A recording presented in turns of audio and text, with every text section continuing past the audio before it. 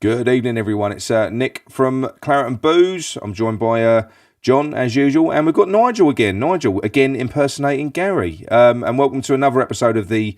Moy's out! Moy's out. We will be tonight. Welcome to another episode of the Boozecast. I think this is episode 5, and we are doing this one live, mainly because we've got football tomorrow. So we thought we'd try and get some views in a live stream. Now, we're not going to be interacting with the live chat tonight because that's not the format of the Boozecast, but please talk amongst yourselves. We've got a load of voice messages that have been sent in, and some other bits and pieces as well. So we'll go through them, and yeah. So John, how are you, mate? You're good? Yeah, I'm brilliant. Yeah. You're 12-hour shift. Where are you? Get home quick. Come on, don't worry. So, don't he moan, Nige, honestly. My heart bleeds. No. He's down to 3 holidays a year. I know. Always played in poverty, these cab drivers, haven't they? Yeah. How about you, Nige? You had a 3.5 drive up to was it to Putney? You said earlier on.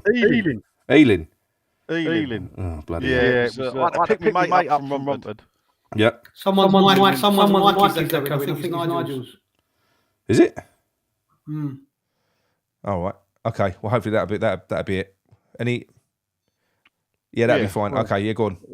It weren't a good drive, and it was one of them where you take a phone call and you think you're going on the A406, and when you look up, you've entered the M11. Oh,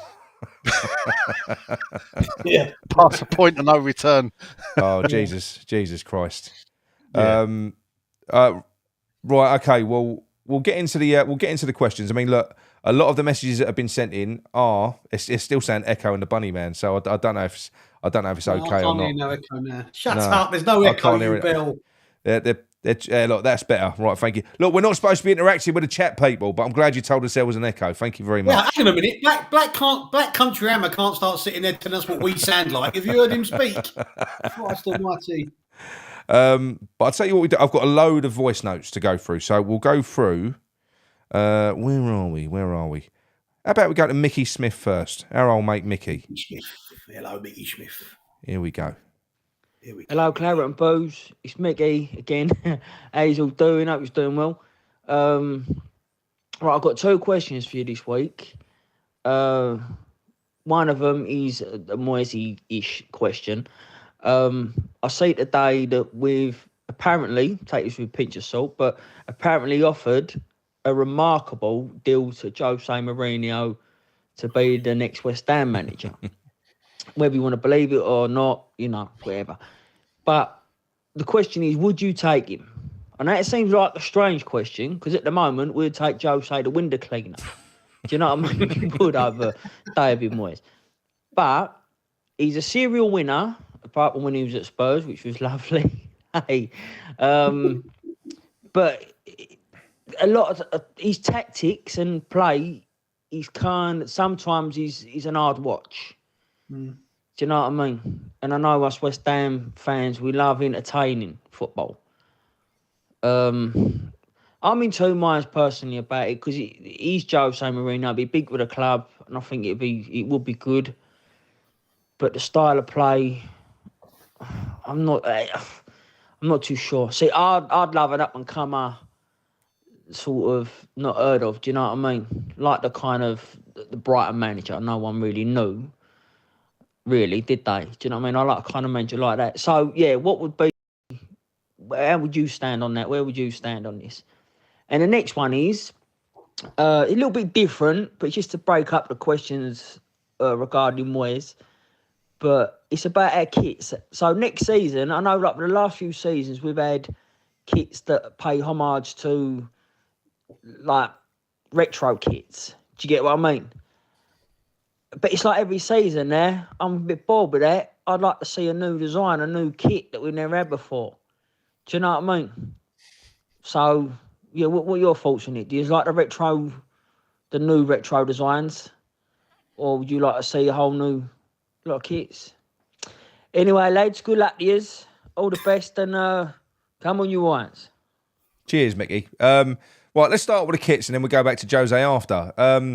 I'm kind of with Mickey on that. I don't like the recreation really too much of the old kits, which is, to a degree what we've tried to do again this year. And it's a bastard kit. And there is a bit of a correlation, isn't there, Nigel, to having bad kits and having bad seasons? I mean, this season's kit is a homage to 1992, and we got relegated. Yeah, exactly. Talk about tempting fate, eh? It was a really poor season, 91, 92, and yeah. So I'm never liked the kit first time round, so I was bound to not like this kit at all. In answer to Mickey's question, though, what new can you do?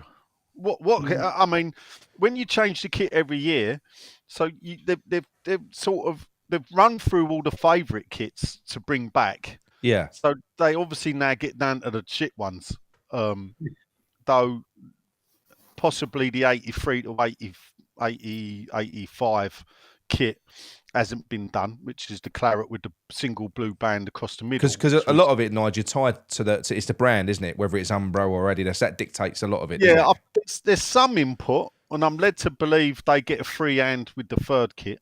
And the third kit, obviously, this year is the white with the burnt orange to give it. I don't like that either. Yeah, colour. And the marketing people had to earn their money to sell that one. It's the embers of the furnace from the Thames Ironworks. You're thinking, fuck off. I know. I love that kit. My boy wears that kit. He loves that kit. Even now, you like it. Yeah, I think it's something different. I like it. I genuinely do like it. I don't like the black kit either with a stupid arm bands. When you change the kit, the problem you get, it's good and it's bad, because when they change your kit and you don't like it, you've only got 1 year to put up with it. Yeah, no, I know. So, but for me, being a traditionalist, I prefer a claret body with blue sleeves. Yeah. Have fun with the away kits. Though, have fun with the third kit. So I ain't going to lose sleep over a white kit with orange or whatever. I would prefer one traditional away kit, but which we haven't got this season. I would prefer it to always be traditional. I would prefer it to always be a traditional home kit. With the third kit, you could. I'd like. Funny enough, with the third kit, I've always thought what they haven't done is tried the white. Like the Crystal Palace from the 70s. Yes. All white, and it had the. So if you had all white with the claret and blue going across the chest, a bit different, in a sash, it's never been done. Yeah. So give that a go. But I must admit, for me, I'm more for the. I mean, my favourite kit, of recent years is probably the 15-16 one. It was just a straightforward home kit, just and I prefer that type of kit.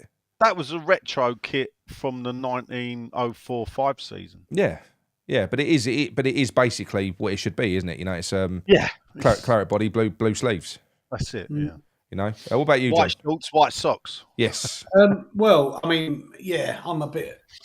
Whereas Nigel hated the 92 kit, I love the 92 kit. I think it's because it's the sort of era you start getting really into it. I think, like you said many times before. Yeah. The worst kit I ever had, West Ham kit, growing up, was it? I can't remember the season, with the bubbles on it and the big, huge collars. 95. Oh, yeah. That was a shit kit. That was a shit kit. The fake centenary year. Yeah. I quite like that though. That was a bad kit, Nige. That was a bad kit. I didn't like that kit. I loved getting kits, but I hated that kit. The collars were white too big. Kit that year was the which was absolutely loved madly, was the Ecru kit. The Ecru kit, I didn't mind. I didn't. I actually, I've got that one. I've got that one. I've got the cream kit. Yeah. I haven't got it now, because I remember when my daughter was born, something got spilt down here and the wife threw it out.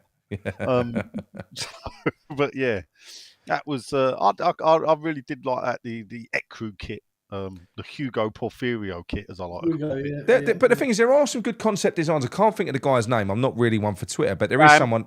Is it Dan? Someone that I follow. He's really good. He's Sam, his name. That's it, Sam. Yeah, he does some really, really fucking good designs, doesn't he? He does.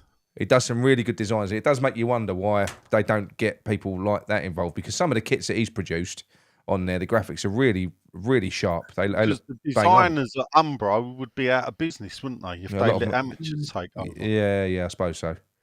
Thing is, they're lazy though, because do you not find, like with Umbro, a lot of their kits every year, they're similar between teams, aren't they? They're sameish. Yeah. They don't put any fucking work into it. But that has always been the way. So if you look back to the pony kits, when we first moved to pony, we had the big blue tick, the pony logo. Yeah. Well, Yeah. Southampton had the big tick. Yeah. You know, and then there's a lot of similar. You go back to Admiral and look at when we was Admiral.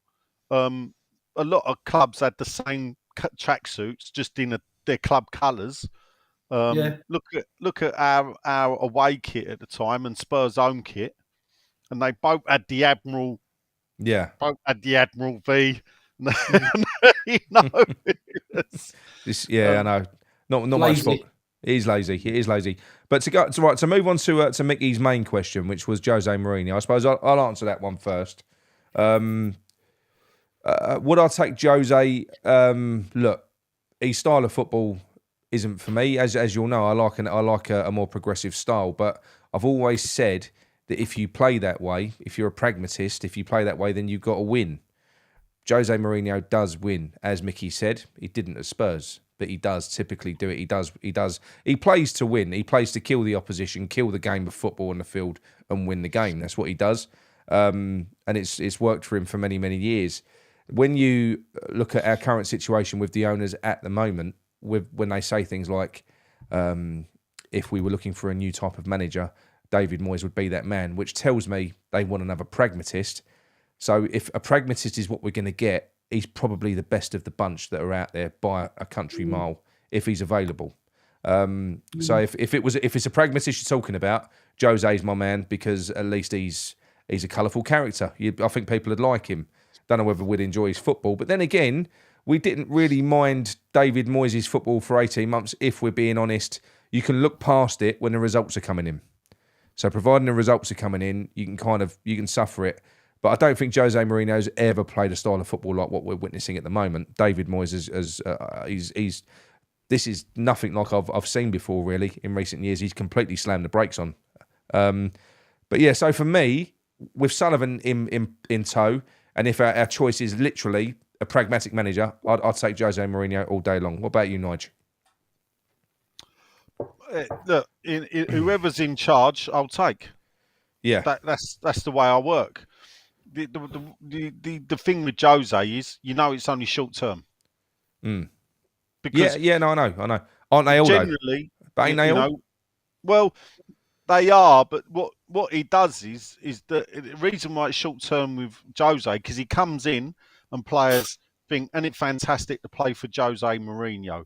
Yeah. Then they start playing for him, and the players that he don't like get called out in the press. I know, he very similar. Destabilises the dressing room.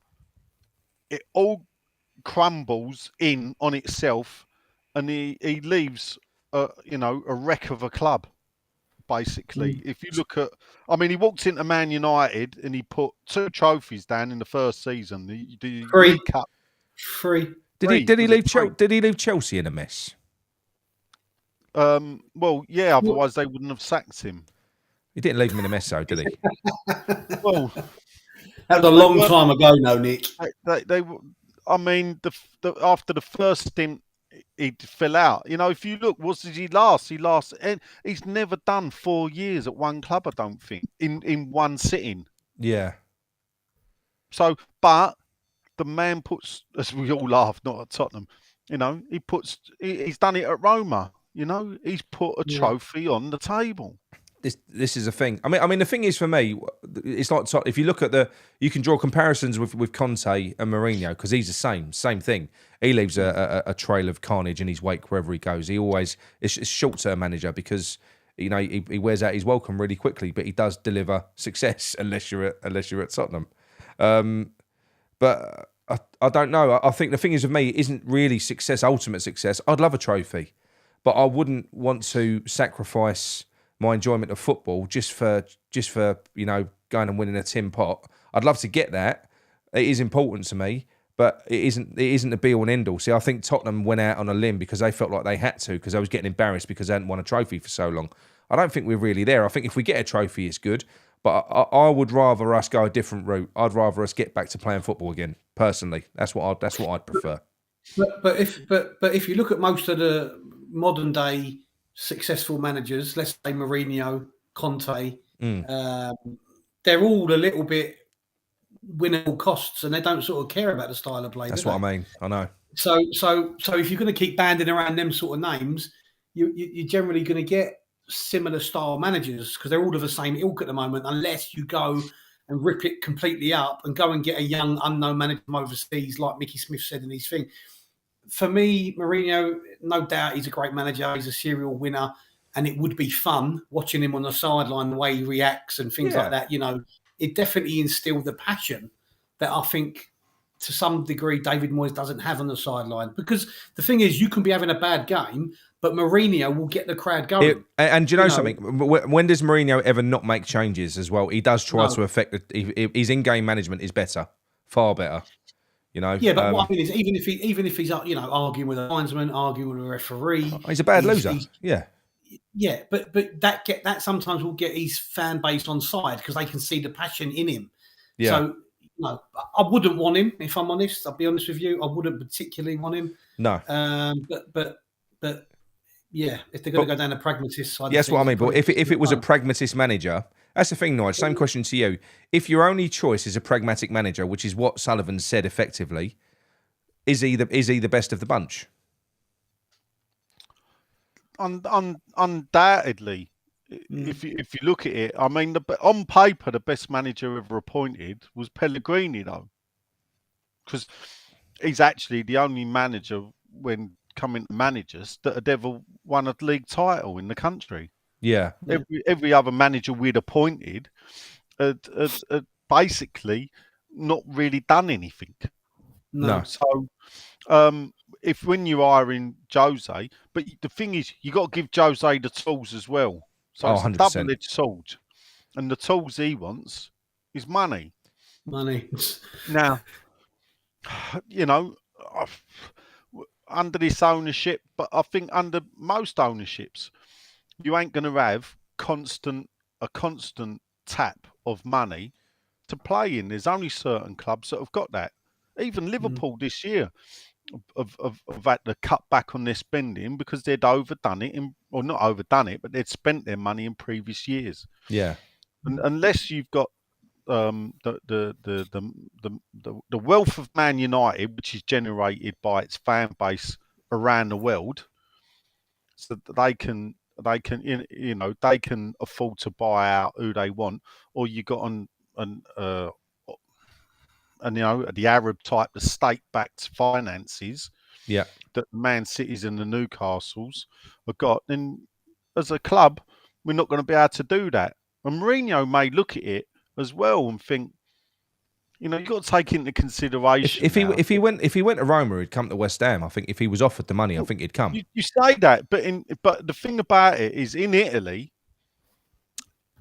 there's a far even spread of the way teams are run.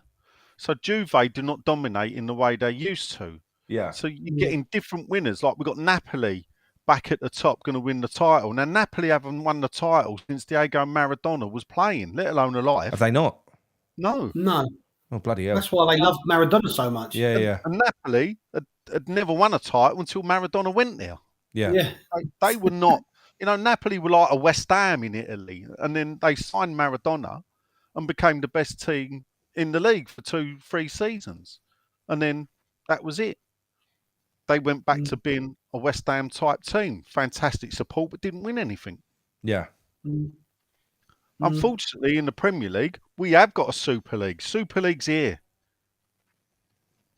And it's within the league. Yeah, that's it. Yeah. But I think for me, to go back to Mickey's question and close that one off, if I was offered a pragmatic manager, Jose Mourinho would be top of my list. If that was my only choice, it isn't my choice. I want something more. I want us to No, I'd rather get that we're not supposed to be interacting with the chat, but everyone's saying will still.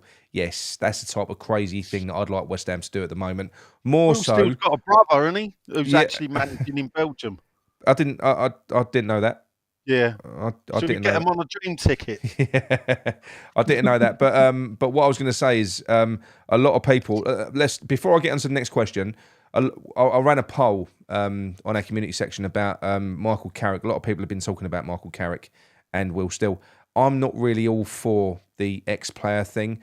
I don't think there's any comparison between the likes of what Will Still is doing and Michael Carrick, because Michael Carrick has got his opportunity because he's Michael Carrick. I know he's done his badges. No, this is my opinion. I think Lampard. But I think Lampard done all right when he was at Derby, when he was in the Championship. I just think it's got. There is the difference, though, with what Carrick's done and what Lampard's done, is that Carrick picked a team up that was staring down the barrel of relegation. Yeah, no, I know. But in the same season, he's took them on the brink of automatic. And one thing as well, I'd point out that Carrick was an assistant at Man United, coaching for years and years. He'd done his own work there, and it's well known because of. Moyes was at Man United. No. Gibson took Brian Robson when he'd just finished playing. You know, there's a pattern there with Steve Gibson that took someone from Manchester United before. Yeah, I get that, but I think we've all seen in recent years the Steven Gerrard Lampard thing. That for me's put the wind up me. I don't overly like the ex-player thing. I don't. The only difference there, Nick, is that Gerrard and Lampard were legends at their clubs. So going back to, and remember, Gerrard hasn't gone back to his club. He hasn't gone back to Liverpool. No. Lampard was a legend as a player, and he's gone back to Chelsea when they weren't in a good way, and that's ruined his reputation to some extent, or whatever you want to say. The difference is Carrick's had 2 or 3. Who did he have? Tottenham, 2 more clubs after us, and relatively speaking, Carrick only played for us for a very, very short time. Remember? Oh no, I know. I know we hold him in high esteem as a player when he was with us, but let's be honest, he went on to far bigger things when he left us. You know? Yes, no, I know. Makes me laugh. Again, we're not supposed to be interacting with the live chat, but Mickey Smith, he couldn't look any less like Alf Garnett if he tried. He's a young whippersnapper, isn't he? What about an ex-coach? An ex-coach. I don't know, but for me at the moment, someone to get back to this Will Still thing right now. For me, I know this is no. I know, but what I like, the reason I like the idea of Will Still is because look, this guy's gone over to France. He's a Cockney in France. He's got no coaching experience, really. He's got no badges. They've given him a chance. This guy must really have something about him. And no. What are you shaking your head for? Because they took absolute. They was in financial difficulty. They sacked the manager, and they basically went to him. You're not going anywhere. You've got to run this team for a little while. They pay 30. I think they have to pay 30,000 25 grand. Okay, we won't do Will Still then. Will Still shit. We won't use him. No, I'm not saying he's shit. But he's literally been in management for 5 seconds. So is fucking Carrick. Yeah, but it's a little bit different. What about Edin Terzic at Dortmund? Eh? What about him? Edin Terzic. Yeah. I don't know. I don't know anything about him, mate. To be honest, right, he spent 2.5 years at West Ham coaching under Slaven Bilic. Yeah. Oh, fair enough. That moves us. Dortmund joint top of the table at the moment. All right, yeah, they've just been knocked out of the Champions League. Yeah. Chelsea last night, but he's got far more experience at a bigger club than Will Still. Yeah, but we keep on talking about experience, right? We keep on talking about experience. I'm talking about us going in a different direction a little bit, and I understand. Edin Terzic is his first job as a manager. Yeah, but I wouldn't say no to him. I don't know enough about him, but this is what I'm saying to you. I'm only using Will Still as an example, and I don't think it's something to be sniffed at, and that is a type of thing that I would like. I think it's a big gamble, Nick, to take a 30-year-old who came from being, let's face it, he's been in the game since he was 18, but in the analytics, he's a big thing now. And he's grown into the position through analytics. I'm not going to diminish him, and I think his story's fantastic. I think Nigel. I'm going to tell you something now. I think it's with too what, soon at but the no, moment. but you say it's too soon. We're West Ham. Yeah. West Ham have one chance to get a manager like that because his next move won't be to a little club. He's not at a little club now. Somebody will take a chance on him. Somebody will, and I know he's at a little club. His next move won't be a little club. We get one chance. If he moves somewhere else, hang on. If he moves somewhere else, it was like when Arsenal got Arteta from Man City. That was a fucking risk. You have one chance to get a manager like that when you're West Ham. If you don't do it, you don't get them because then they just carry on moving up the scale if they are talented. If they're not talented, you might get a chance to get them later on because they'll fail at their next job. I don't think there's any doubt that I think the whole thing with the Will Steele thing. Look, he's made me sit up and take notice and listen to his story. It's an amazing story, but there is a little bit of romanticism about it where it sounds great on paper, and I'm sure at some point he will become a top manager, right? To some extent. But what you've got to remember 18 games unbeaten. I know, but every managerial appointment is a gamble, but this is a huge gamble at this moment, right? And I get what you're saying. You only get one chance and all this, but the difference is, you said about Arteta being a risk, but let's be honest, Arteta's played under some greats, and when you play, it's still a risk. But yeah, well, look at Gerrard and Lampard. It's a fucking massive risk. Yeah, but listen, we're talking about what style of football does he play, Nick? What style of football are Reams playing? What style of football are Reams playing? They play a 4-2-3-1. They play a combination. They play a counter pressing game. They play a high press. He plays a hybrid. He changes depending on who the opposition is. He does an in-depth tactical fucking analysis of every team that he plays. He does overlapping fullbacks. In some games, he'll do underlapping fullbacks. He throws a cat amongst the pigeons. He does things that the opposition are not expecting. And he's a motivator. You've all seen the videos. He literally does. He's like I say. He's gone over to France. He's talking to a predominantly fucking French team, and the geezer just changes tongue when he's giving motivational talks. Apparently but apparently that team will run through brick walls for him. But he's still English. He's still English, though, Nigel. You know what the French are like with English. I know that, but the thing is, the way you say, he's gone over to France. He ain't gone over to France. Yeah. Yes. He spent all his life, or not all his life, most of his life over there living since he was a child. He was educated in Belgium, actually. To be fair. No, I know. He was in the Belgium leagues.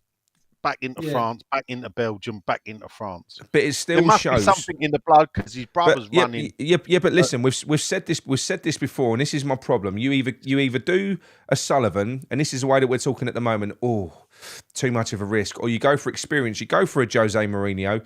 You go for a David Moyes. You go for someone who's got their set way of managing, or you go for someone who's new in the game. They're analytically driven. They've got new ideas. They're enthusiastic. And you either go for that or you go for some fucking fart who just does what they do, because that's effectively what we know we're going to get. Whoever that is, even to a degree. Look, Sean Dyche at Everton, what he'll do will work, but he's got a way of playing. He's not going to be there's going to be nothing cutting edge there at all. He's going to have his way of playing, and that is that. And for me, like I say, I'm not saying it has to be Will Steele, as Mickey said earlier on, to go out. That Will Steele won't be the only manager like that. There'll be tons of young managers. Look at the Brighton manager. And I know I know he was at Sassuolo and he went to the Ukrainian club, and he failed at those more or less, or he didn't do anything really. But they obviously saw something in him with the way that he played that suited their ethos, and it just works. But the trouble is with us, it ain't going to work, is it? Because of Sullivan. The Will Steele is the type of new young manager you want. I get that. 100%. But I'm just saying, after 18 games, that is very quick. It is quick, but so is going for Carrick. Because look, we've all seen. Let's see how Michael Carrick does when he goes on a run of 5 or 6 defeats and he starts getting pressure on him. Let's see how he copes then. The same with Will Steele. The same with Will Steele. Yeah, the same with Will Steele. But what I'm saying is, we've seen it in the last few. When we talk about Michael Carrick, like I said, Will Steele doesn't have his badges, and I know what you're saying, John. He must have had he must have something about him. And I know that Reims were in financial bother and they had to take a risk. They could have gone out and got a different manager. They're having to pay a fucking fortune every game, as well as his wages, just so he can manage. They could have got a manager. They could have got a different manager, but he must have impressed them. He must have. Let's move on. Let's move on. Right, next one. We've got, this is from Gary from Romford. Right, now he says, would you have Bilic back to the end of the season? He plays attacking football. He's a good man manager. Very good if you think of short term. A lot of the players and staff falling out with Moyes. A new manager, someone like Bilic, might be good for the interim to get an immediate reaction from the players, along with Nolan and Noble. What do you reckon, John? What, to the end of the season? End of the season, yeah. Yeah, I wouldn't say no if it would happen. But yeah, I wouldn't say no. I like Bilic, good man, always came across well, always spoke well. Yeah, definitely. My short answer is yes, I would have him back to the end of the season, but not long term, no. You wouldn't? Okay. Not What about long you? term. What about you, Nigel? Well, whoever comes in, I don't believe in short-term managers. I don't see it really benefiting us. Let's talk about this. Let's talk about the scenario that you've said as well. If he loses to Villa at the weekend, we expect him to be sacked. At that point, just say they do go out and they get a short-term manager. If that short-term manager was Bilic, do you think it could work? Yeah. Yes. Yeah. Yeah. Bilic and Julian Dix. Not, I don't say dream ticket.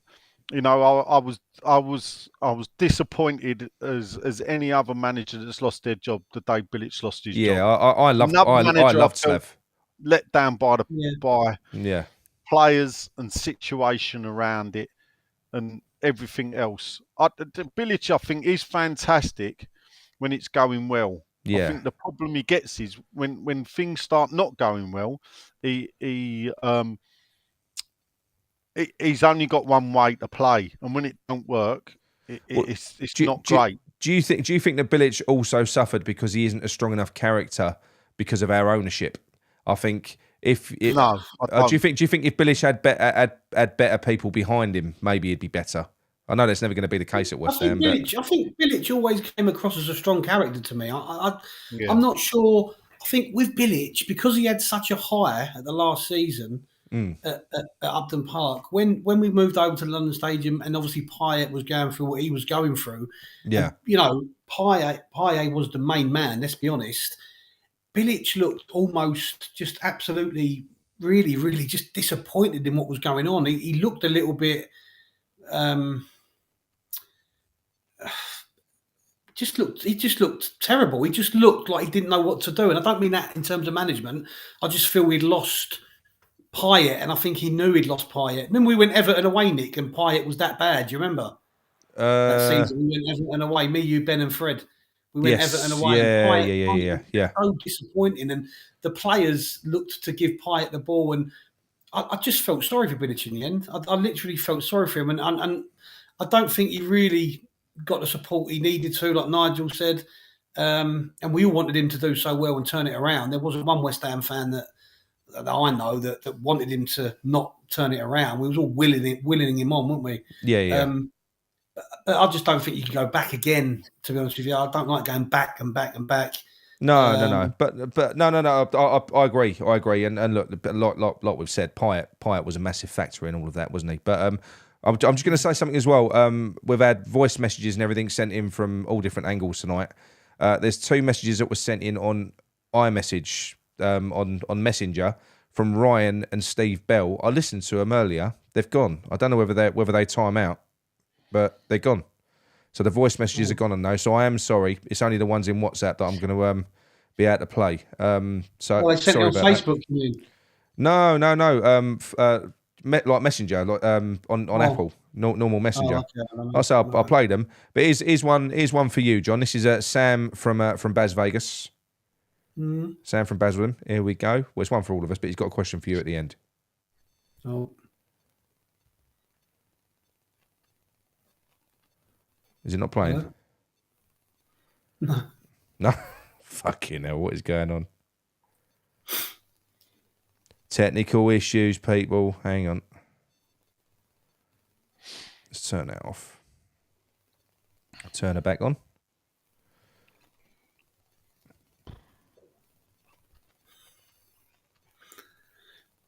I could have done another job. Could have had a fair. What's that? Here we go. You could have done another job. I could have had another fair instead of being made to come out of London. After you bullied him to give up early, Nick. I know. It's all my fault. Oh, you weren't helping, Nigel, was you? Come on and play it. The bloody thing's gone, isn't it? Right, hang on 1 minute. I've got another way of doing it. Right, 1 second. If that's not going to work. Okay, right, 1 minute. Sorry about this, people. I know we're not yeah. interacting with the chat, but I can see you all getting the answer from Nick again because if he I know. failed to prepare, Do you know what? family. No, do you know what? It would always be on a fucking live version of the show, wouldn't it? That this happens. That's because you edit the other one. No, I don't edit it. We don't have any problems on the other one. Joking. Right, Joking. here we go. Right. This should work. Said that a minute ago.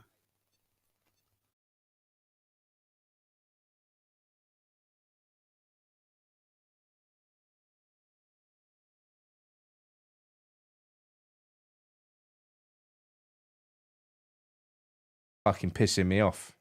This is pissing me off. It's not working. Hang What's on. changed? Right, so I don't know. Nothing's changed. It says it's connected. Fucking thing. Right, I'll do it on there like that. Can you hear that? Yeah, first question is what do you think about the old rumours about Mourinho and Reece Nelson? To be honest with you, I'd snap your hand off at the moment for Mourinho. And unfortunately, I'm married to an Arsenal fan, so I've seen a little bit of Reece Nelson, and he looks like a player. What do you think? And quick question for John. Shag, marry, bench. Dawson, Di Canio, Noble. Where you going, mate?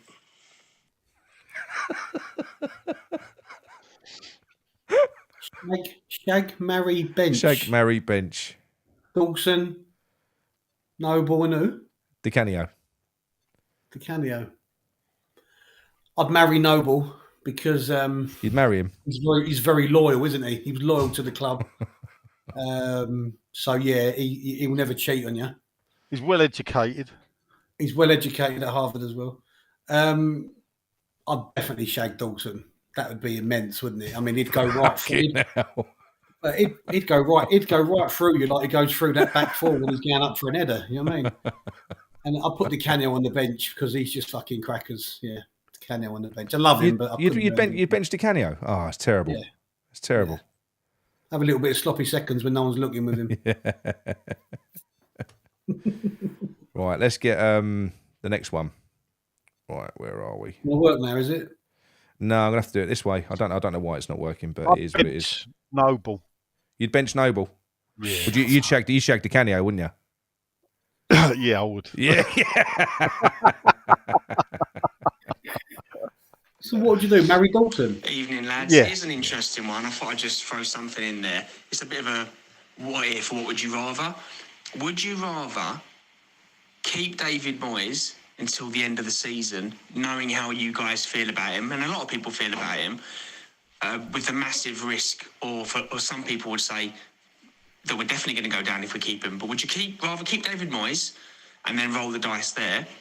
Or would you rather take on Rafa Benitez, but you knew we had to keep him for the next 3.5 years?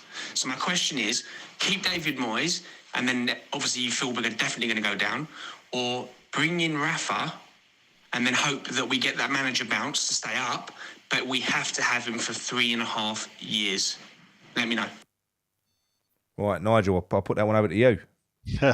Mate, what's the Cheers, point Jonathan. in bringing Rafa in for that? I would keep David Moyes. I would roll the dice, take the gamble. You know, see where we go. You reckon you would? No, I know I would.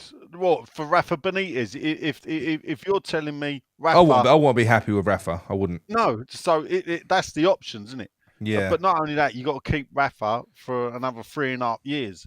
But the fact is, you know, it wouldn't last that long because he don't anymore. So I don't see the point in that. I'd rather keep Moyes, see what happens, let him go at the end of the season, and bring in and change the direction of the club again. Yeah, as we constantly do. I just think that to me is almost like it's an awful fucking. I just don't think there's a win in that situation. Really, is there? No, Sticking well, with Moyes or going with. We might win a trophy under Moyes. We might win a trophy under Benitez, though, Nigel. If you bring Benitez in, who's got more trophies? Who's got more trophies? No, that is true.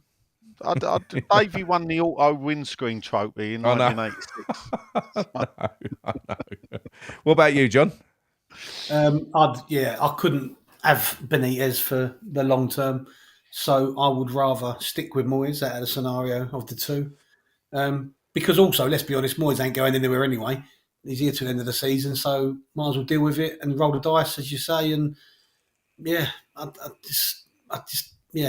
want Benitez for any longer than need be. So you believe that even if we lose we could lose tomorrow and we could lose to Villa, and you think he'll still be here? Mm-hmm. Nigel, what do you reckon?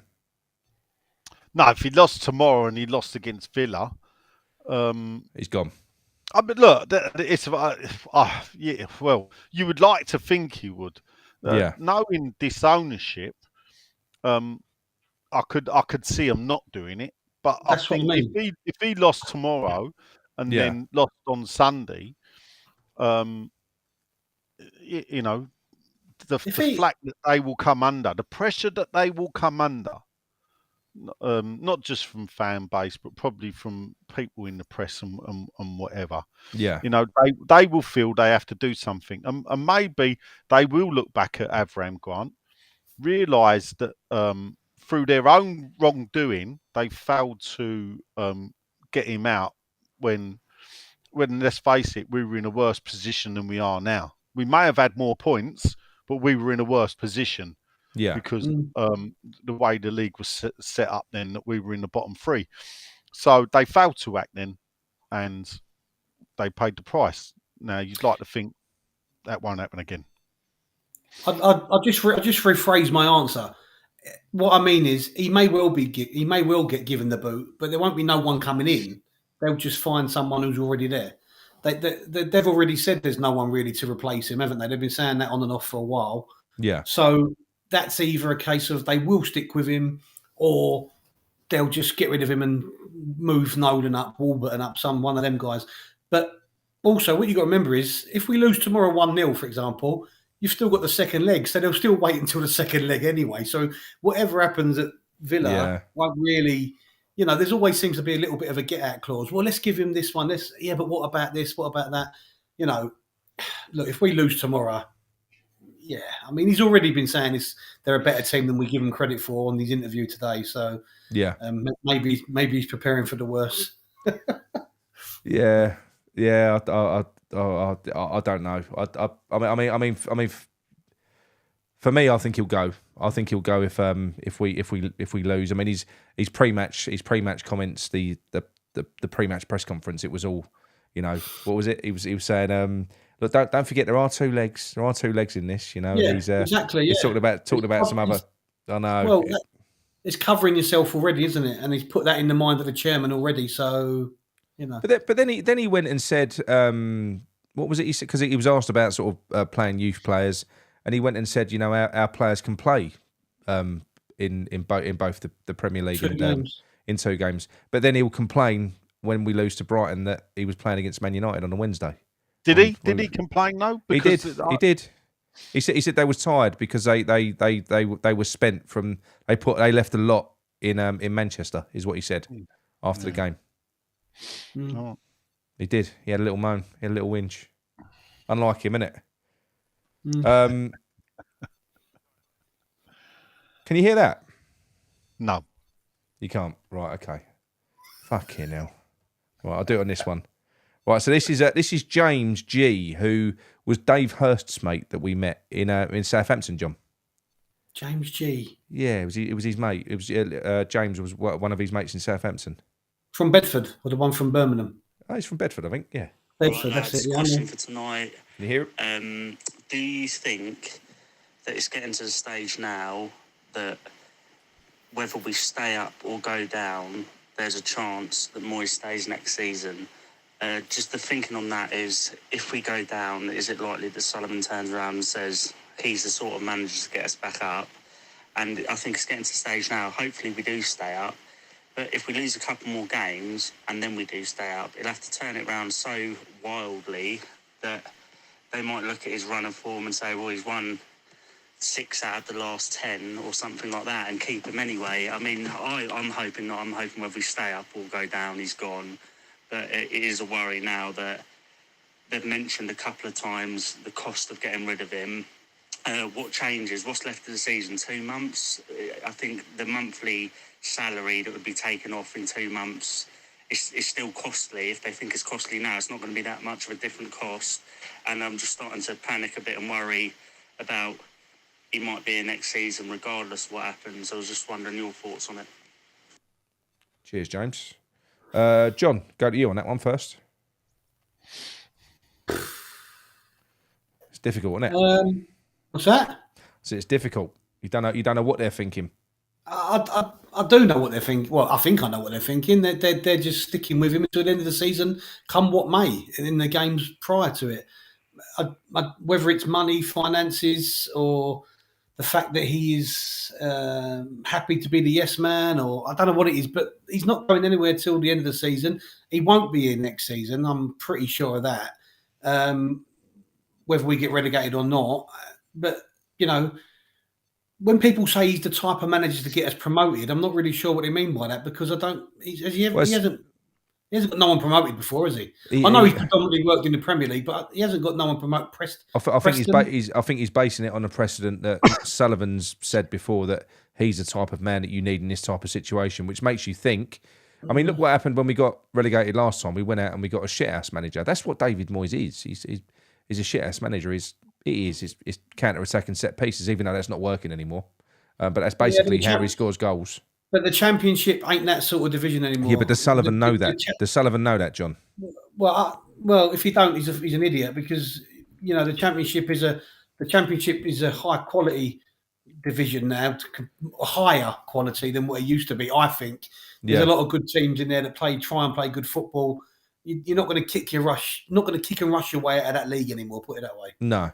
And what he did do, he went on to say, expanded on that point, and he said, "Do you think that they could look at with? I think we discussed this before as well. That in one of David Moyes' seasons, was it his second season or his third season, where they almost got relegated? And they finished 17th, second season, and then they went on and they built after that. Do you think that if he was to survive and finish 17th, they might think along the same lines, Nigel?" Yeah, look, nothing's irredeemable. Yeah, no position is irredeemable. Even the position we're in now. Yeah, Moyes could go out, and we've seen it before, where a struggling West Ham team suddenly woke up and won 7 out of the last 9 games. Yeah, and we've done that on more than one occasion. So anything is possible. Plus, also, look, it's quite possible we could win this European tournament. We can. Lazio just got beat 2-1 at home yesterday. Yeah. In the first leg. So the Dutch have got something to hold on to. If Lazio go, that's one of the big boys down. So it makes it even easier in a way for us to win it. But what I'm saying to you is that might be their way of thinking. So say for instance, look, let's put that to one side. Yes, he could feasibly go and win the Europa Conference League. He could do. But let's say he don't. Let's say he just finishes 17th. Yep. Do you think it would be right for them to stick with him next season? I could probably put up a defence. I'd imagine. I'm glad I can't see the chat if I did it. Yeah. I think they will go. I don't know if the usual crowd are in. They are. Yeah.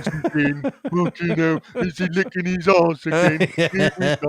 So I'm sure those boys east side of number 89, you know who you are, and are in there. Talk all you like, because I can't see the chat, so I don't care. But yeah, I could argue why. I mean, as you said, there's one reason. So when he went to Everton, he stabilised them. He did well in the first season, second season, 17th. After that, for the next 8 seasons or 9 seasons, never finished below 11th. Yeah. So I'm gonna disagree with you emphatically on that. But no, I expect you yeah. to disagree. But what I'm doing, I'm offering up reasons. No, it's why fine. Yeah, you can see the ownership, like going. Plus, remember, apparently Moyes has gone to them and said this year's going to be a transition year. Yeah, that there's going to be problems because of the aging squad, clearing out people, bringing in a lot of people. It's going to take a few years to get it how I want it. This is a conversation that's gone on. So you could see that they buy into it. Yeah. I think that Moyes is quite smart with his language sometimes. I think he drops things into the conversation. I don't think I could cope with it if he was here next year. Well, look, what I would say is with the ownership, nothing would surprise me. That's what I would say. The only thing that would surprise me is if they did the obvious sometimes, because they seem to never do it at the right time. They left it too long with Avram. It would surprise me more if they got rid. If they didn't get, sorry, it would surprise me more if they got rid of Moyes before the end of the season and didn't. That's just my inkling. Obviously, I've got no inside info, but just it's the way I see it. Yeah, no, I don't know. I think it's a stuff of nightmares. But who knows? I mean, I would never have guessed. I was so certain, Nigel, that they was going to sack him with that World Cup break. I was so certain because it made zero sense for a football club to not sack him at that point. It made no fucking sense. As right as you may have been after the World Cup, we had those 3 games we were going to lose them and it was going to cause us a lot of trouble and need to get rid of him now. So as right as you were in saying about those, the Brentford and the Arsenal game and whoever it was, I believe I said at the time, he'll have until March at least. Yeah, I know, but for me, yeah, but you know something, for me, it's not about right and wrong anymore. I mean, it's even beyond whether or not he's going to.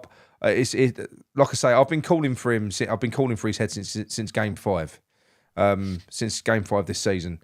And even if he does go out there and get himself, I don't know. Even if he does manage to sort of push us up the table, we get 12th, win the league. This style of fucking football, I can't do it. And I know earlier on we was talking about, get Mourinho in this, that, the other. But even that wouldn't be. It's just not. I'm just so sick of what I've watched for 18 months. I've not enjoyed watching West Ham. Did you enjoy that at Brighton the other day? Was that the slightest bit enjoyable for you? Going to Brighton to watch another team play fucking football. I can't. I enjoyed. I always enjoy going football. I don't necessarily enjoy the football. No. Yeah. There was nothing there. It was so bad. Nick, can I ask a question, Nick? Why do you always refer to games by numbers nowadays? Have you gone all American? What do you mean? Like you go, I was on it from Game 5. No, it was just fixture number 5. I know it was. It was Everton. That's all. Yeah. 7. Why? Because we played Everton twice, John. I was trying to make it clear that I've been calling for him for calling for his head for 5 months. That's all. That's all I'm saying. How's that going? I spent 4 years calling for Allardyce's head. Could you imagine that, Nick? Could you imagine that? Well, Nick, you're going to have Nigel's just planted a seed in my head. You're going to have 4 years of chasing Moyes around the one-way system. You're lucky because Allgate ain't got a one-way system now. It hasn't. And I know that very well. Right, so we got one from. Have I done Bradley Scammell yet? I don't think I have I? No. Right, okay. Here we go. Very technical, people. Yeah, guys. So, what's your thoughts on Declan Rice? Obviously, being captain this year, great player, but apparently he's been looking actively. His dad's been actively talking to other clubs for him. Personally, I think it's a bit of for a captain to do that in the time we're in, it's a bit of a joke, but yeah. Okay, right. I'm going to go to Nigel on that one because I know John's going to get all defensive over Declan Rice like he always does. Starts tweaking his nipples and crying. So Nigel, go on over to you. So Declan Rice's dad apparently, it was reported yesterday by West Ham Central. Yeah. That Declan Rice's dad has been talking to clubs about getting the contracts, and he tagged in where he got that information from, and he tagged in 6'2". Now, being the it came from you. It came from you, Nigel. Hold up. This is where it gets better. Oh, right. Okay. Being the owner by name of 6'2", I then asked West Ham Central, which he declined to answer, where did you get that from? Because it definitely wasn't a story that had been run on that site. And believe me, I had to go and bloody double check because sometimes I'm not. Are you suggesting it was made up, Nigel? Well, no. This is the thing. Go on. Yes, obviously, but guess what? That's what agents do. His dad's his agent. If you think agents are not going out and looking, we've known for years this day was creeping up and coming up for us. We secretly, deep down, we knew that this was the last season. We're probably going to get him because we've known for 2-3 years. We've been offering him new contracts, and he's still on the contract he signed when he was about 19, which gives him a $5,000 pay rise every 15 games. Yeah. So I know, but he can earn an awful lot more elsewhere, though, can't he, Nigel? No, and that's the thing. So we've known that he's constantly said he wants to play in the Champions League. He wants to win trophies. I think he loves his time at West Ham. I think he is as honoured as anyone can be to be West Ham captain. But at the end of the day, listen, if Bobby Moore had got his way, he'd have been playing for Spurs when they won the World Cup. And that is a fact. I know that. Yeah. So, this is nothing new. This is the way. Is that true? Well, I suppose it is because it was confirmed that night that we went to, wasn't it? That guy, who was the bloke who said it? The Brian Deere. Brian Deere. He relayed that story, didn't he? Yeah. No, but the only reason he stayed at West Ham was that he was out of contract in 1966, and he couldn't play international football then if he wasn't signed on a contract. And Alf Ramsey rang Ron Greenwood up and told him, "You come down here." He didn't tell Bobby Moore what he was doing, and he walked Bobby Moore into a room, and Ron Greenwood sitting there with his contract. Yeah, it's telling you can't play in the World Cup. Yeah, so he signed the contract, never joined Tottenham. Right. Okay. But we still love Bobby. Well, we still love Bobby Moore. No, obviously. and this is the thing, This is. But what I'm saying is, he's the greatest ever captain the club ever had, and more than on one occasion, he wanted out of the club. Yeah. Back then, though, there was more control of the club of players that there is now. Yeah. Now it's swung the other way. The players have the control. Nigel, before we go to John, I'm going to ask you another question. So, talking about obviously Bobby Moore, using him as a. If we talk about a modern day sort of loyal footballer, if Mark Noble would have ever had the opportunity to go to a top club, do you think he would have taken it? I think if he had the ability to play at a bigger club. Oh my God, man! You lot are terrible. You know what I know. Right. Okay. What are you telling me, John, that he had the ability to play at a bigger club? Listen, I don't give a monkeys if he had the ability to play for a bigger club. I just know that when he played for us, he played his heart out every game. That's all I'm concerned about. He went through brick walls. And it's the same now. I would have loved him on the pitch against Brighton. I said I actually would have. I really would have. Yeah. And Tottenham. What about Tottenham in the second half? Before. Yeah. I really miss Mark Noble.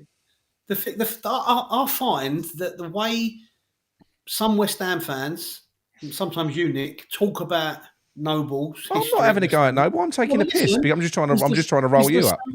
It's the same way that some fans now talk. It's the same way some fans now talk about Rice, and I think we're very easily distracted by agents and parents doing this. Nigel's right. It's his dad, but it's also his agent. And just because it's his dad doesn't make it any worse, because his agent, if he had one, would have been doing the same anyway.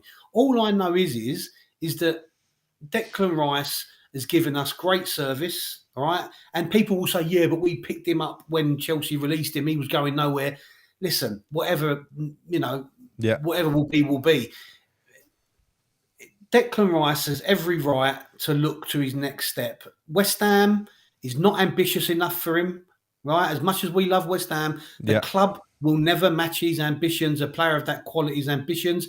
And yes, it's true, because I heard it on TalkSport yesterday. Darren Bent was saying that he feels Declan Rice definitely has to leave because Declan Rice's performances haven't been up to Declan Rice's performances of the last 2 years. And I sort of get what he's saying. And it's not because he's not trying, and it's not because he's given up playing for West Ham. It's because you can't do it all of the time. You have to play with better players to get better. Iron sharpens iron. I say that all the time. It's so true. He needs to move for himself. We can selfishly say he should stay with us forever. And the thing is about the contract, like what Nigel alluded to there, but he hasn't signed a new one. People take that as him trying to get us over a barrel. A contract means fuck all, right? Brighton just made Casido sign a brand new deal. That doesn't mean he's unsellable. It just means they'll get more for him, right? For me, Declan Rice could have been drawing more income from us, more wages from us going over the last how many years he's been off the contract. Yeah. He could have been taking more money from the club. And he didn't. Now you say that's him protecting himself, but I also say, well, he could have milked us and still got his move. No. Look. With all due respect, I think he should have, because I'm a West Ham fan, and even if I was thinking like Declan Rice, and I did want to go to, because even sometimes, even if look at Jack Grealish, he's a Villa fan, he wanted to go to the top. Sometimes it's just, if you're an ambitious lad and you do want to go and win trophies in your career, sometimes you will just want to go and move on. I would have signed the deal. He should have taken more money. He should have. He should have, because. But the thing is, Nigel, as John said, with the sort of money we're talking about with Declan Rice here, someone comes in with 120 million, he's going to get sold irrespective of his contracts. I think it's less than that. But I think one of the big stumbling blocks was the club wanted an insertion of a minimum price. Sell. Yeah. Oh, right, okay. Well, the club wanted that. Of course they did. Yeah. When you makes sense from the club. Yeah. Well, when you say a minimum sale. So, like, they wanted to put like 100 million clause, buyout clause. Oh yeah. But what I'm saying is, I'm surprised that the club would want that in there. Why would the club want a minimum? No, a minimum they clause? don't want a minimum. Yeah, but hold up. Back when he was 3 years ago, because I didn't think Sullivan liked all that. I didn't think he liked the the clauses. But you got to protect the asset. Yeah. So what they were worried about was that, at the age of 19, nobody really thought he would be an 100 million player. So they whack 100 million on it, and then it stops the big clubs from coming in. So they would have thought that would have been. I don't think he'll go for 100 million. If we get 70, I think you go, yep, we'll take that. Thank you very much. Yeah. Yes. See, the thing is, I'm going to say this as well. Obviously, we've had the conversation about the comments from Roy Keane and then later Neville as well. But also, when you do think about it and you look at the performances of Declan Rice have not been that of a £100 million player this season. He's been good, but he ain't been the same player. Yeah. Also, hang on, wait. Yeah. What I will say is, very quickly, one thing that is very clear, John, is that as we can say he's young, he's not a leader though, is he? I'm going to go to Nigel first, because of where we are, it hasn't worked, has it? I think when you look at some of the stuff he's done, some of the stuff he says in post-match interviews, which is petulant, sometimes the stuff that he says is not right. I mean, when you listen to his interview, the recent one, in full length, yes, you can then get the context. But then he didn't have to go and say what he said afterwards. It was stupid. It just didn't need to be said. Stuff that he says in like when he was away with England and stuff like that. He's leading the club. His club are down where they are. His main job, if he's going to be good at that, is inspiring that group of players around him. Do you think he's done well at that this season, Declan Rice? Do you think he's been a good captain? I've got no complaints. You haven't? No. So you wouldn't say that he's had any bearing on where we are in the league? Well, oh wow. You could. I'm not blaming. Listen, John. I'm not blaming him. But how many? I don't think his captaincy is why where we are, or has had any bearing. I'm not blaming him, but you just said he was playing in that Tottenham game. You would have given anything for Noble to have been on that pitch. Yes, that's right. Where was apart from a little cameo at the end where he fronted up to Højbjerg, where was Declan Rice in that game? Oh no, yeah. Listen, but it's a team game, Nick, and No, I know. Games are won and lost in midfield, and unfortunately for Declan Rice, he's had to play a lot of his time alongside Thomas Souček, who's been off form for a long time. Right? He can't carry the team. The problem is but great players can. Not every week, not week in, week out, superhuman, Nick. And you're talking about great players who play for clubs that have got better players. I know he's a wonderful. I love Declan Rice. I know you do. I adore Declan Rice. Great attackers can carry teams. Only great attackers, because great attackers can pull a goal out of. He's not a great attacker. Yeah, he's a fantastic. I love that. I love Declan Rice. He's amazing. He's one. I do believe that he could slot into any. And I've said it before, and I won't backtrack on that. I think he will. I think he is £100 million worth of player. But playing for West Ham this season, do you know something? I think every week at the moment, I think his value's going down. I think he'll go somewhere and he'll be amazing. But for us, his value's going down week on week. But the problem is as well. Not the problem, but the thing is with someone like him is you've got to remember he's 24. He's played near enough 200 games for us. I think probably around that figure. He's already got 40 England caps. He's 24. So he's technically got 10 years at the top left. So you're not only buying him on what he's done, and he plays every minute of every game pretty much.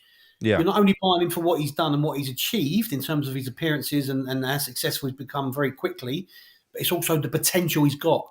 You think he's achieved all of that playing for West Ham, and no disrespect, I'm a West Ham fan, but he's not been at the top in the league team yet, training with them players day in, day out. Sorry, he goes to the England squad every couple of months and meets up with the top players. But when he's training and playing with, let's say, City players day in, day out, he will go to another level, even beyond we've seen. I believe that. But look, I know he's hamstrung by the referee in the West Ham kit that I referred to the other day, Thomas Souček, who plays alongside him in midfield. But also, we've said that people alongside him. He's got a Brazilian international alongside him now as well. So it's another class player. The funny thing about it is, I keep hearing about. He's got a Brazilian international. We ain't signed Ronaldo or Ronaldinho. He's a good player, Nigel. He's a good player. As a Brazilian player, he is the Didier Deschamps, of Brazil. He's the water carrier. Yeah, he ain't the gifted one. No, but in a David Moyes team, we said it the other day against Brighton. I said it. He looks good in Brazil because he's got Bobby Firmino in front of him. No, he's not. Nigel, stick Paqueta in the Brighton team. He'll look 10 times a player. That's because every player... because they play a different style. It isn't to do with the level of players. It's to do with a wanker that runs a team that sets us up like cart horses. Okay, so people are saying that Rice before this season, and I'd say up to a point most of this season as well, maybe not since Christmas, but Rice has carried us for a long time, Nick. At a young age. I know he has. I've said that myself. I know, but people are calling him out constantly. People are constantly looking for every little thing he says. I don't think he's got one chink. He's got one chink in his armour. He's not been a good captain since he's been made captain. That's it. I don't think he is a captain. I don't think he is. He's 24. People keep saying he's young. He's not. He's 24. He's a man. I think he's childish. With some of the stuff that he comes out with. Was 3 years younger than him when he became West Ham captain. Yeah, I know, but I think John. I think when you listen to the stuff that he says, he's petulant, he's childish. The interview that he did, which got taken out of context because it got clipped and put on social media, and that's the part that I was fed and that I reacted to. Exactly. But he didn't even have to say that because he still said it. So it could be taken out of context. What bit did you take offence to? What the bit I said, Nigel? What bit was wrong about that interview? Go on, just say it. I'm not saying. I'm asking you to confirm it. Why are you getting defensive? The bit that was wrong. Well, the bit that was wrong was a general comment about if they were experts, they'd be on the pitch. And who was he talking about? How do you know who he was talking about? Do you know who he was talking about? So you're right and I'm wrong. No, but do you know? Do you know who he was? Gary Neville and Roy Keane who were digging him out. John. John, and this is the thing, yeah, and this is where I'm going to side a bit with Nick. Yep. In that, when you listen to it, unfortunately, he doesn't really say who is directing that. It's open to interpretation. Yeah. So now, why is your interpretation right and my interpretation's wrong? Hold up, No, John, if you listen to the whole interview, then you can say, I don't think he's talking about the fans because he apologised first. But then when he says that, he's not alluding to who he's talking about. Right. So, But John, he apologised to the fans first. I know. So why would he then slag the fans off? hold up, listen, John, and I'll explain it. Yeah. Who is he pointing the finger at? Who's criticising him? Keane, Pundits. Neville. Actually, pundits are ex-players that have been on the pitch, so do know what they're talking So about. why would that relate to Keane or Neville? Comment. That's a strange comment to make. Why would it relate to Keane or Neville? They've both played. Exactly right. 2, is it journalists? I don't know many journalists that are writing articles that digging him out. Yeah. So then we're left with who is digging him out. There is West Ham fans. There are West Ham fans that are digging him out and everything else. So, and this is the problem. People can rightly argue all three he's having digging them out. Why he is or why he isn't. Oh, he's not digging at fans because he apologised to the fans. Well, he can't be digging at the pundits because they're ex-players and they have been on the pitch and they have done it. So it leaves journalists. Well, tell me the journalists that write an article slagging him off because I can't find one. So who's he talking about, John? Okay, maybe fans on social media that look... But fans, still fans though, yeah? That's us. Okay, all right. Still fans. But it doesn't... Hang on a minute. But why do we always seem to turn on our own? We're not. turning on the wrong people. Well, I'm not turning on him. Oh, no, John, I was making a point that he's... I was making a point that he's petulant. No, you listen. I was making a point that he's petulant, and you said he wasn't talking about fans. He was talking about pundits. He weren't talking about pundits because they've played. You're interpreting it one way, and I'm interpreting it another way. We're allowed to interpret differently. Doesn't make you right and me wrong. He pushed his buttons. Look at him, look, chewing his gums. No, because I just find it frustrating. Because do you know what this is, people? It's because he's only had an apple and a banana in his cab all day. That's all it is, and he's hungry. He needs a sugar rush. Listen, all I'll say is this: Mark Noble, towards the end of his time at West Ham, Noble got a lot of criticism off fans. Right? Shouldn't have thrown that geezer at Burnley, then, should he? And perhaps he wouldn't have done. Well, we've all got different opinions of that, but you could say he was protecting his fellow teammates because he's the captain, right? He didn't know who that geezer was. Running anywhere near a player. I'm just saying, devil's advocate. I'm just saying. And now we're on Rice's back because it's almost like some fans want him to down tools, want to find excuses why we should get rid of his shit anyway. As soon as Rice leaves, you'll get West Ham fans who'll go, "Oh, he weren't as good as they said." I just find it so. No. I agree. The wrong people at West Ham. I agree. And you know, I did a video a couple of weeks ago on Antonio and the likes of Cresswell and the fact how long. I think it's in bad taste especially when you've had long-serving players. You had long-serving players that are coming towards the end. It's the way they do kind of get shat on because we want our players to be loyal to us. Yet we're not really loyal to them. It's only when we can use them, and the clubs are the same. The clubs are the same. Me. Yeah, so I do agree with that. I do. Yeah, but there's people. I know we're not meant to look at the chat, but someone in the chat has gone irrational hero worshipping of footballers. I don't hero worship footballers, right? Because most of my favourite footballers are ones that are technically shit, right? Keep going, people. Keep going. I like the man that they are, the person they are. Noble's a great person. Don't care what you say. People say he's self-serving. People bring up the Burnley thing. Nonsense, right? And Declan Rice, you know what? He's going to move on. We've known it for the last 2 years. Right, well, look, let's draw a line under that. This is supposed to be non-combative, John. This is turned into a booze up, right? Okay, hang on. This is from Gatesy. Hi, Nick. It's Gatesy from Falls from Iron. Hope you're well. Hope all your viewers are well. And just got a little question that I want to throw to everybody. So, this season, if David Moyes manages to lead us to European Conference glory, but at the same time manages to get us relegated, will he be remembered by the West Ham fans in the same bracket as Ron Greenwood and John Lyall, or will he be remembered in the same bracket as Glenn Roeder and Avram Grant? Oh, right. I'm biased, so I'm not going to answer that one. So I'll go to Nigel, then I'll go to John. Go on, Nigel, you first. That's, I mean, when he paints that scenario, I mean, at the end of the day, it depends what you're after, innit? For me, I've said it along. Don't give a monkeys what team we're playing. I'll turn up and watch them play. So therefore, Premier League football don't really bother me. Yeah, and it don't. To win a trophy, I don't care what the trophy is. To win a trophy, Bet wake up for me. Bet wake up. Yeah, or preferably, I'll go and get it if you want. To win a trophy is what really us fans want to see the club do. Don't matter what that trophy is. In the Toto Cup, stick it up on the honours board, But at the end of the day, this is it's the third tier of European football.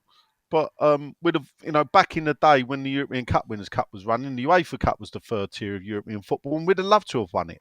Liverpool won it before they won the European Cup, the UEFA Cup. Yeah, and they won it a couple of times. So bring it on.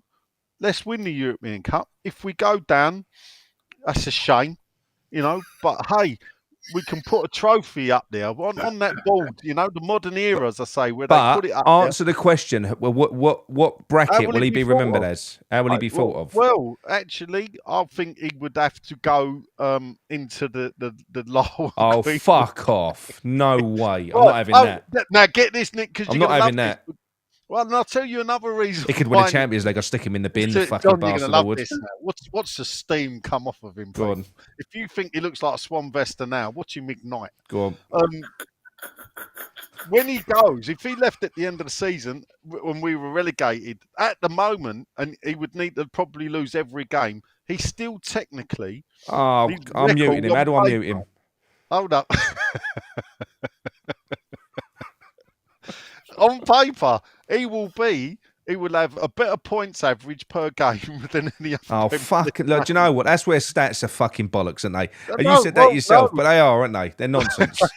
But at the end of the day, he'd have won a trophy. So you reckon? So he's been here for 3.5 years.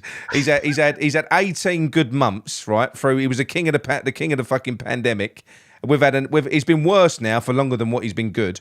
Now, you reckon that by winning that trophy, that Conference League, that would place him up there with John Lyall and Ron Greenwood, even if we got relegated?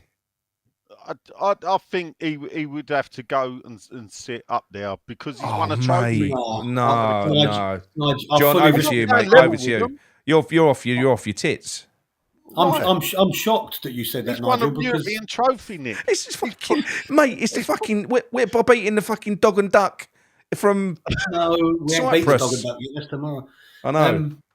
I don't think you could. Personally, I don't think you got there with Ron Greenwood and John Lyall. They've got longevity as well, Nigel. That goes with them. Oh no, I didn't. I'm not putting them up there. What I'm saying is, though, as a man that's won a trophy, and like, if we get relegated, he's down there with fucking Avram Grant. This would be even if we won a trophy this season, if he got relegated after spending 180 million, this would be the biggest fucking catastrophe, failure, flop, shit show of any manager we've ever had with the amount of money he spent. If he got us relegated, I would disagree with you there. Oh no! I'm just laughing because someone in the chat, I don't know, is someone just put Nigel's a bellend with a bell icon. Very creative. Nigel's a bellend. There's someone else has put Nigel loves relegation. I don't fucking care. You actually don't, people. We don't care.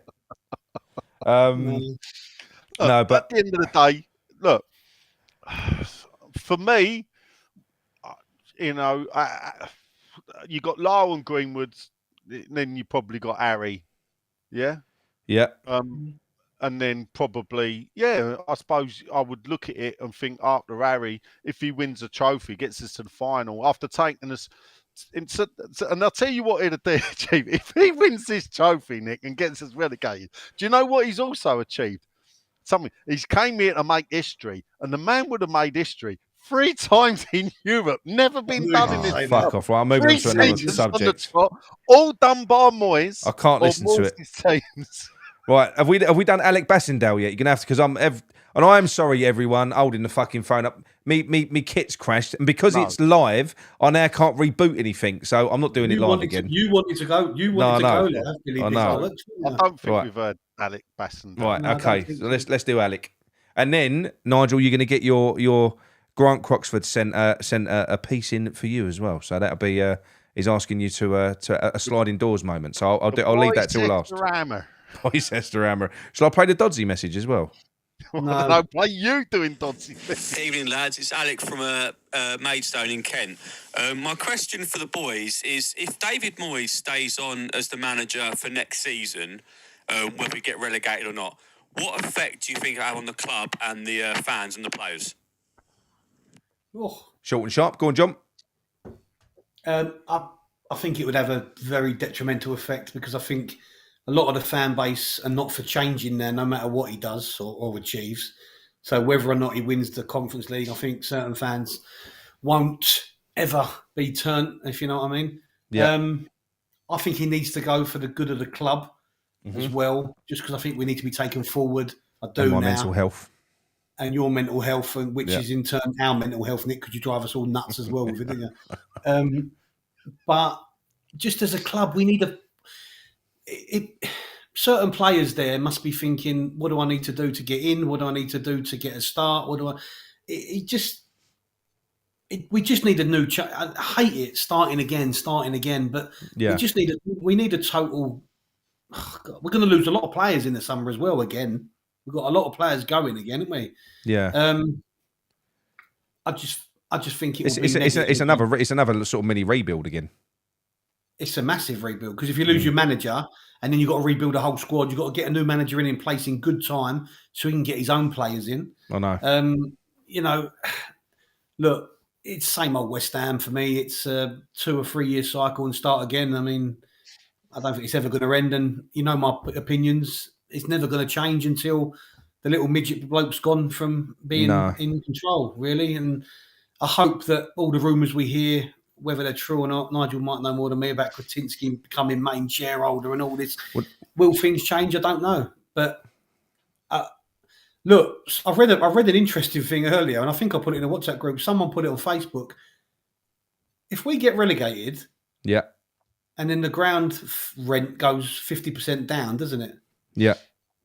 The London Olympic Legacy Company, they might then think we're losing even more money here. Let's sell it to West Ham cheap.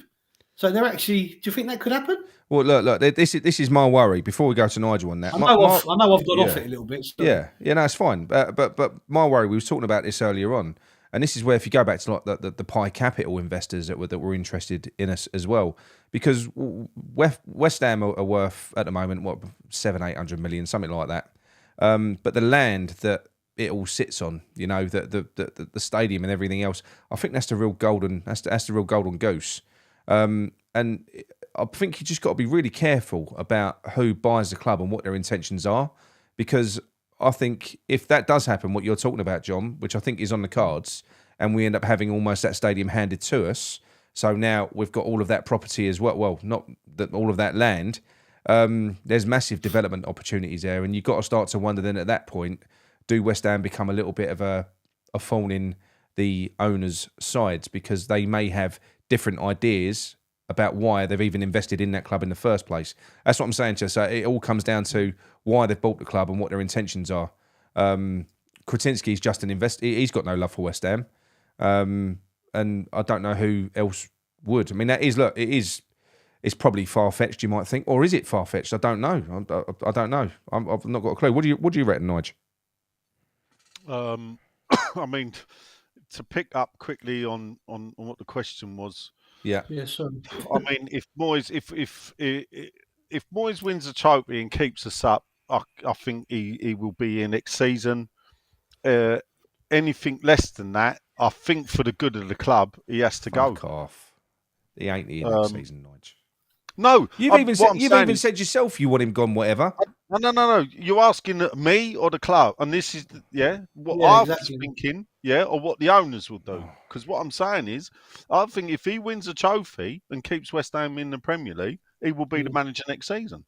Now, that's not me saying I'd keep him personally. I think for the good of the club, even if he does that, he would need to leave. Yes, but they won't. No, they won't. And I said the other day on the podcast, I'm now coming round. I've got a funny feeling, part what people are saying. Premier League clubs are starting to change hands again, and it can become a domino effect. Yeah. So if you look at when we were sold to the Icelandics, a few of the other clubs, Chelsea had been bought in 2002 by 2002, 2003 by Abramovich. Yeah. And then it snowballed, and we ended up being bought. The problem with West Ham is we end up being bought further down the line. Now, what new owners in Doncaster Stadium? The stadium's stuck with contracts. Yeah. The problem with the stadium is that the people that really make the money, even though they hide it well, it's the catering people. Yeah. Yeah. Well, they had a 25-year contract, and the security firms, 6 years of it. Well, probably Fortress. Yeah. Yeah. So there's all this going on. That if you take over that stadium, yeah, you're now paying the bills for the stewards. Yeah. Now it costs. If you didn't move the seats, that stadium still lose money. If you play it in football mode and keep it in football mode, that stadium still loses money. So why on earth would the club want to own that stadium? Only if you had other ideas. Yeah. Right. Dual now purpose. you go to the land, but could be a double fold. So say West Ham did get bought by property speculators. Yeah. Now it could work out in West Ham's favour, because if it was the Qataris that owned a lot of land in the Olympic Park, they may decide we could build a nice stadium on a smaller footprint in the park and demolish the large stadium, because we'll get more houses on the island, than we will do in a smaller stadium. So they could build 50,000 seater proper football stadium, in the Olympic Park, and pay for it by the amount of flats in the bigger footprint of the London Stadium. Now, if you look around Europe, the clubs that played in Olympic stadiums, apart from Italy, where actually a lot of the clubs have running tracks around them, it's quite common. I've walked away from them. Espanyol went to the Barcelona Stadium, walked out of it, left it. They couldn't do it. Didn't Juventus downsize as well?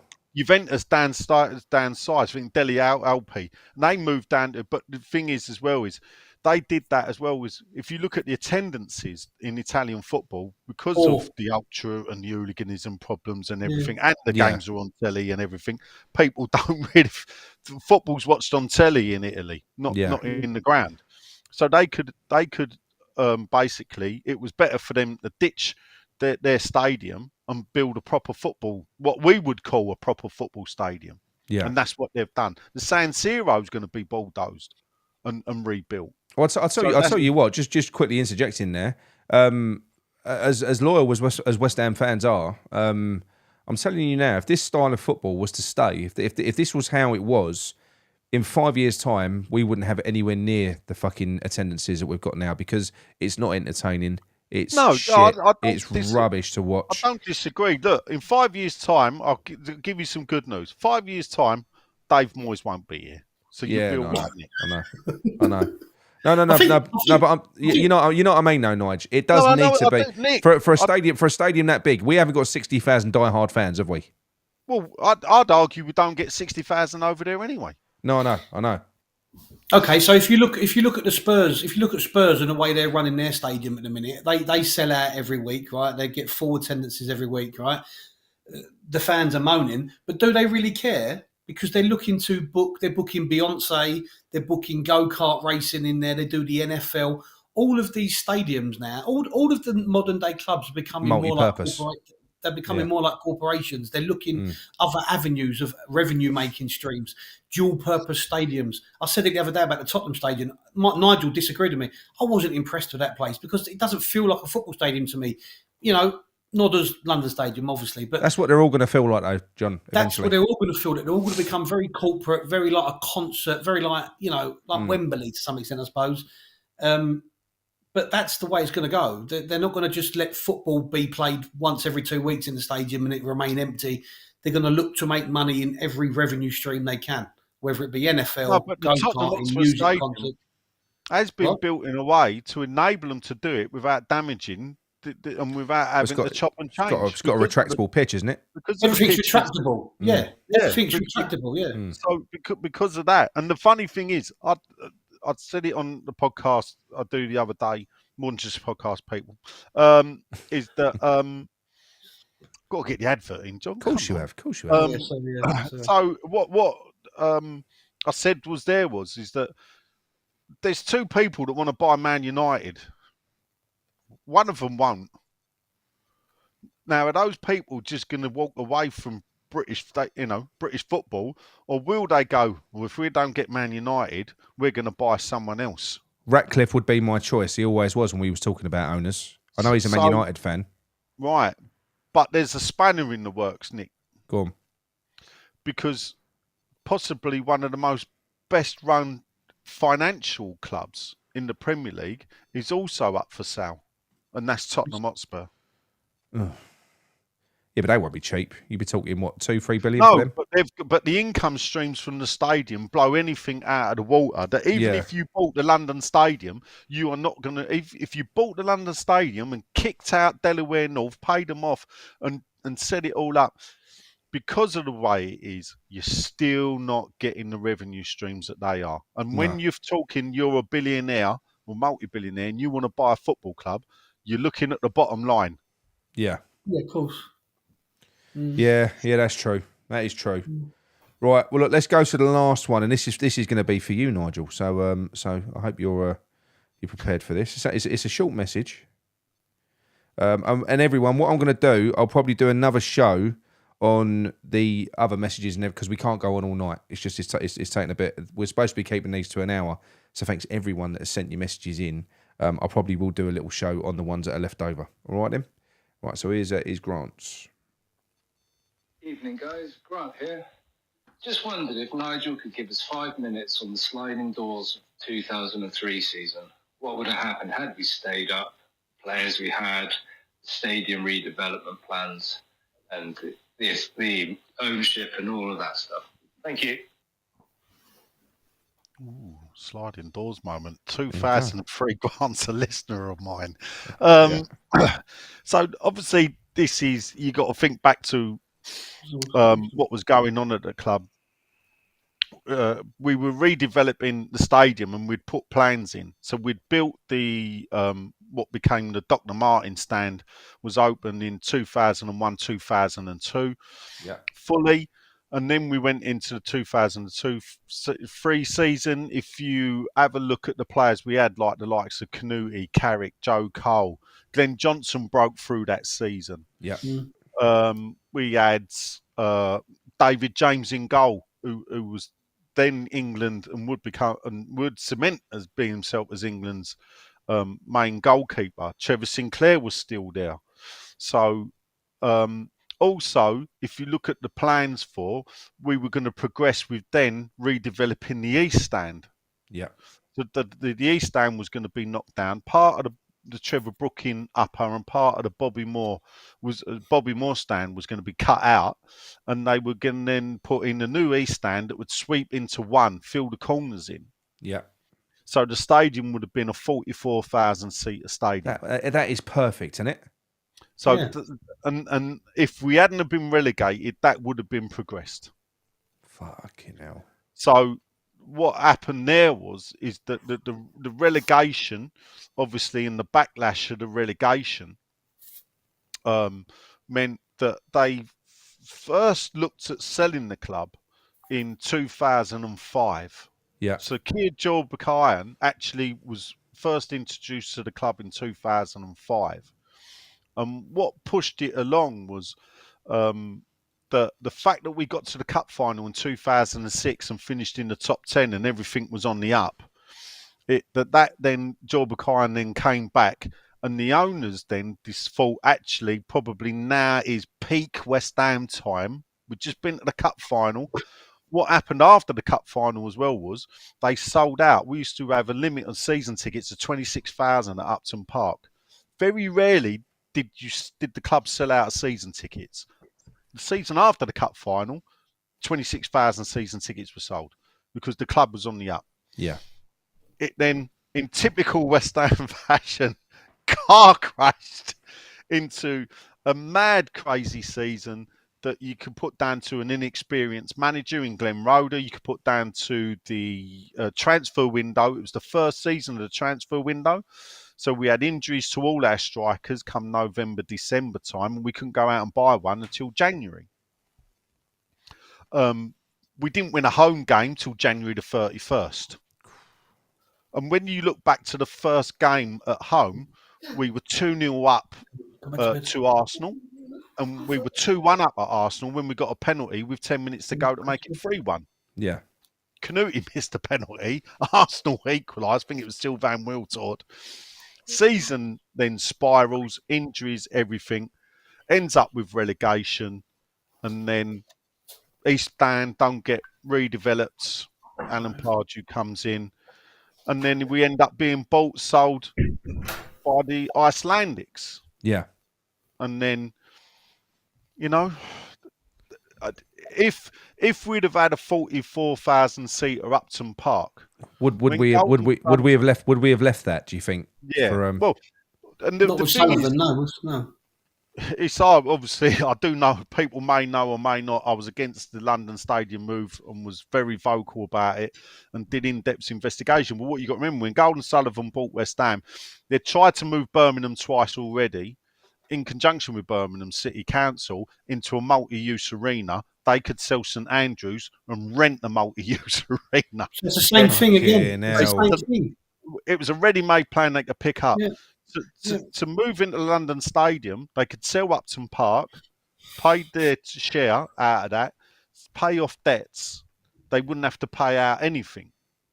Yeah. To redevelop Upton Park, possibly the cost had probably gone to redevelop the East Stand up to about £35 million. Well, who pays for that?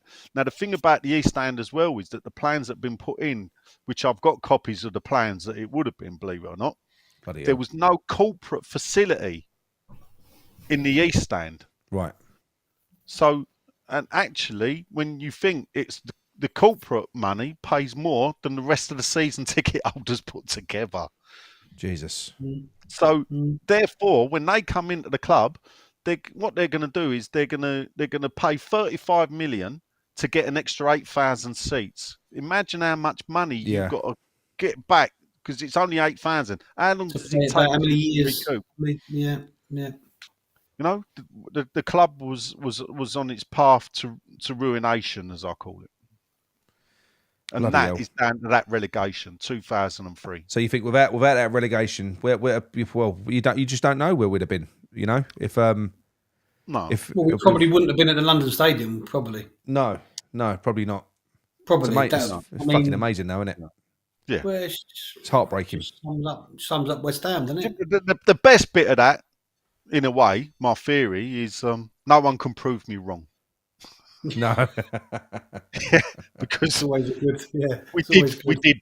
You know, that's what happened. We did move. You know, you could argue, but I always argued that if Upton Park had been finished into a 44,000 seater stadium when Golden Sullivan turned up, bearing in mind that you know we were moving into a stadium that was only going to hold 54,000, and where I was part of the supporters advisory board of the move at the start of the beginning, West Ham's own figures was they believed they would get 50,000 a game. This was West Ham. Would the infrastructure been able to have coped with that? That's what somebody said there. Yeah. Yes. Yeah, I'm reading it on the basis of that. Let's get this right. The funny thing about it is, if you look at Upton Park's record capacity crowd, I believe it was like 42,800 and something against Spurs in 1968, I believe, or 69. That was for years the highest capacity crowd. Yeah. But there was actually reports of games played in the 50s and early 60s where crowds of 44,000 attended. So it's something, it's a bit of a strange way. Now they lie and tell you there's more people in the ground. Back then they lied. Yeah. Told you there was less people in the ground. I know. So it's one of them. But the infrastructure used to cope with 40-odd thousand people in the 50s and 60s, in the 70s. Yeah, so now what people also fail to forget is everyone focused on Upton Park train station, but within a 15-minute walk of Upton Park football ground, which is 5 minutes quicker without stop and go boards than it is to get to Stratford station. You also had Barstow station to the bottom, and you also had East Ham station to the west. To the east, Plaistow to the west. And if you wanted to get on a bus for 10 minutes, you could have been in Canning Town. But look, it's the same if you go to Arsenal or Spurs. You've got to take a walk to the fucking to Canning the Town station is a shorter walk. Drayton Park's always closed, isn't it, at Arsenal? To Tottenham Hotspur. Yeah, but Drayton Park at Arsenal's always closed, isn't it? So you've got to have a Holloway Road is the nearest train station to Arsenal football ground is Holloway Road. It's across the road to it. But because of the size of the station, they won't open it on a match day. Yeah. Bloody hell.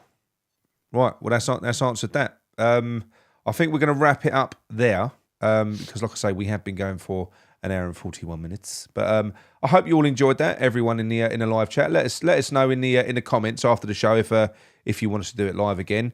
I'm fucking sorry about the malfunction of my equipment. My equipment. It hasn't happened before, is it? On the other three that we've done pre-records, it's been good. No, but it's funny, isn't it? It's been good. I know. Always when we're live. And thank you, Nigel, for joining us yet again. Very back from holiday? Good. I know. He'll be back soon. Don't you worry. And John, Nigel, you don't act like you're a substitute. You're more than welcome anytime. Don't worry. And John, thanks for being here, mate. Go and get yourself a sandwich and calm down a little bit. All right, calm down.